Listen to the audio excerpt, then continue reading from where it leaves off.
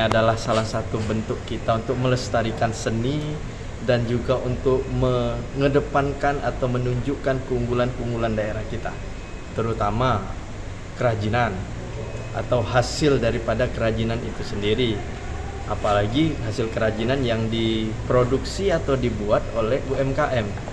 Tentu saya sangat sejalan itu dengan prinsip saya, di mana saya ingin mengedepankan nasib para UMKM kita. Saya ulangi, nasib para pelaku UMKM kita. Oleh karena itu acara seperti ini sangat baik dan mudah-mudahan dapat kita lestarikan rutinitas tahunan seperti ini. Tadi setiap daerah menunjukkan keunggulan komoditas atau produk daerah masing-masing.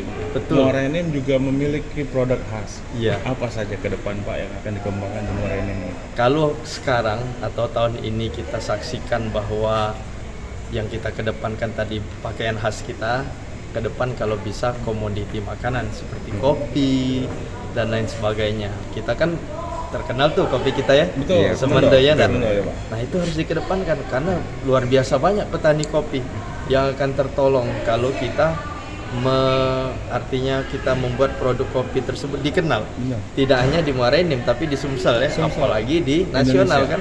Untuk penjualan sendiri sampai di mana Pak untuk mengenai kopi itu? Untuk apa? Kopi Pak.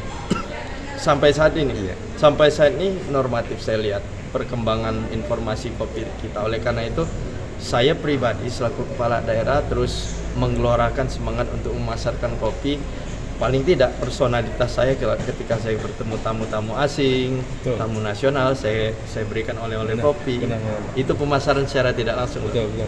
Pak, selain perkebunan kopi juga terkenal dengan perkebunan yang lainnya, Pak. Komoditas lain selain kopi apa yang akan dikembangkan di Kabupaten Muara Enim? Baru-baru ini yang kita kembangkan kentang tuh.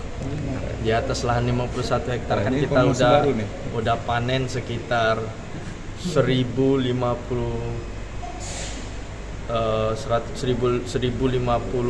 kilo apa ton kemarin. Ton ya kita kemarin ya rasanya. Iya, iya, Pak. Di atas lahan 51 hektar. Nah, itu kerjasama antara PT Indofood dengan petani kan. Nah, oleh karena itu produk komoditi kentang ini mungkin akan menjadi unggulan kita pula di Semanda. Iya, akan diolah menjadi apa saja nih kentang ini? Tentu PT Indofood selaku pembelinya langsung pasti akan mengelolanya menjadi bahan jadi Betul, seperti snack, Betul, ciki betul. dan lain sebagainya yang kita nikmati Citatu itu Pak ya? Oh iya dong itu. Mantap, Pak. Luar biasa. Harapannya Pak dengan terselenggaranya ini ke depan Pak? Tentunya